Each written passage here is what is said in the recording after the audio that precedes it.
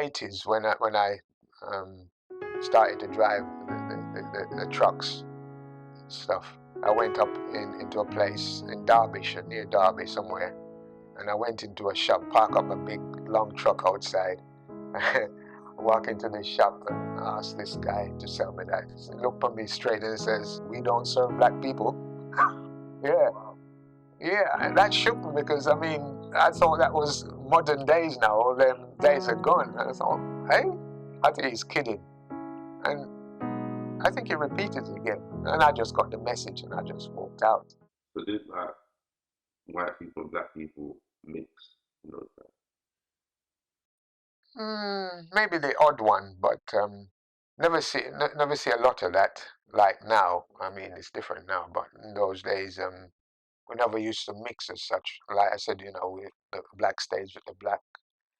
do you think that the way that black people and white people um, mix together or communicate or just got along affected the kind of job roles that you'd be able to get? Well, I think it always been that if a white person and a black person go for the same job, you can guarantee that the white person is going to get the job. It's always been like that. I don't think much changes now. You know, every day me and my friend, this was Russell, you know, my friend chatting up this young lady, and she said, "This Sunday, come to church with me." So we keep saying no, no, and she keep asking, and I say no, no. And then one day she asked me, I say, all right, I'll come. I went in there, and I didn't feel scared at all. Like, you know, before I thought something gonna get me, but this time I thought, this is all right. This is okay. Because of that now, because I start going to this church now, and my mother visited the church previously, and I didn't realize that. Um, and then she took sick. My mom didn't get better. She said to me one day, "Bring my clothes because I feel like I'm coming out home." She was looking well, you know, and I brought the clothes the next day, and she didn't look herself. She looked like she was in a lot of pain, lot of pain, lot of pain. And this will get sad. I don't know how far I can bring this now. These people was with me that went to the hospital, and they was from there they was going to North London to a church.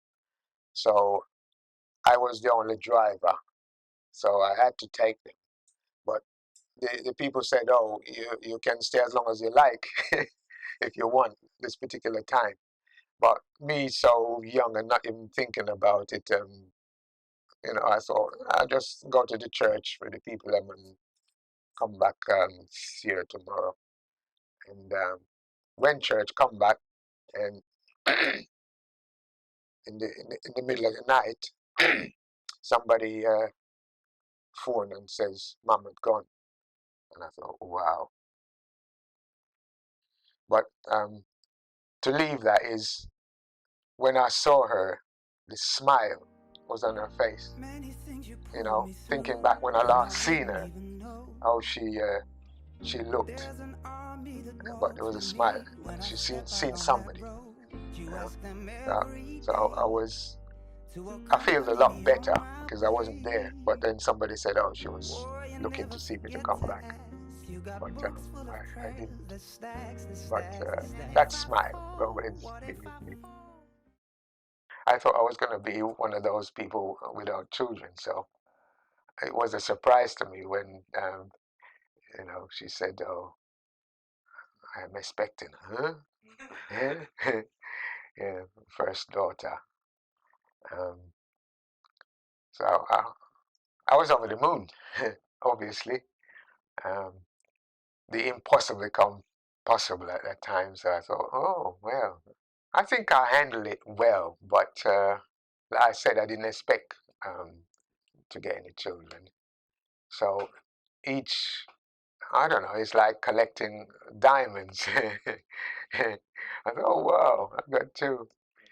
After getting married and having these children, and I'm thinking the money that I'm earning, it's it's not reaching the mark. And then one day somebody came to deliver some parts for the taxes and stuff, and I was talking to him. Somehow he says, "Then why don't you go in the lorries?" I was the first that I noticed to be driving one of those things, and I thought, wow. I later found out there was at least one other black guy. I've been to the gym with my dad a couple of times, and I can push the weights and all that, whatever. But then we'll stretch afterwards. And my dad's basically doing full splits. Like, and I'm thinking I could barely touch my toes. But it's because my dad used to do kung fu and all of that kind of stuff. Like, it's like high level. Yeah, so Charles, how do you actually feel about your upbringing as a young black man now in England? So I think my upbringing was that it was I wouldn't say it was a Caribbean upbringing, but it was at the same time. So it was like it was a black British Caribbean upbringing. So I think it would be very different if I was brought up in Jamaica where you're from. But for instance, it's not my upbringing isn't going to be the same as two doors down, down in white family, because you still have your morals and your values informed from when you was young and brought up and things like that. So yeah, I always see differences. Just like you go to school and you hear about how oh, I didn't get this, so I did this, and I said this to my mum. I'm thinking, like, I could never say that to my mum. No. Like, I would not be here today. Like, it would not go down well. And then there's other things, just like about respect and how I talk to older people. I see the difference when I talk to other people, and I see how they talk to their elders, and the kind of respect that they have for them in the way that they talk. So yeah, if I was to kind of put a label on how I identify myself, it would be Black, British, Caribbean. So recently, especially with things like the heightened kind of fears around knife crime, do you ever have like worries about your son and your fears?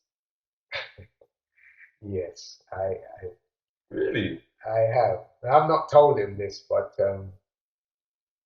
I have.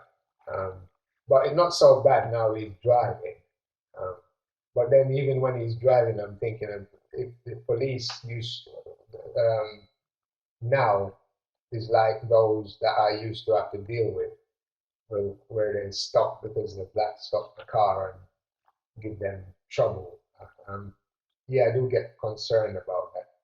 But then I say, oh, maybe they're more understandable these days. They're more educated towards black people, so they look at him and they'll look at him and says, well, he looks like he's obeying the law in his driving, and he's got his tax and insurance, and he's upholding the law. So yeah, but I do have concern.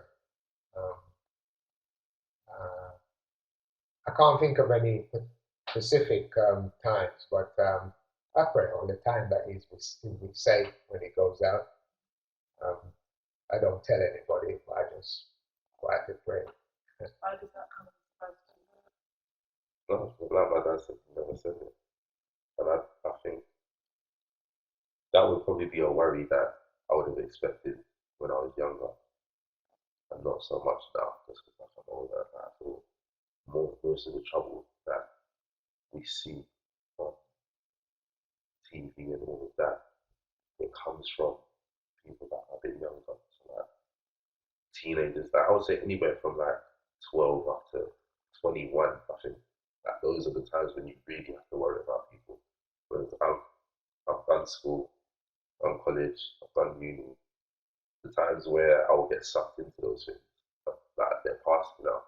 Like now into work, into a career, into building something that's long lasting, having a family of my own, that kind of stuff. It means I'm not really exposed to the same dangers that I would be if I was just chilling at a park somewhere, or going to a dance wherever else, being around that kind of stuff. as a dog.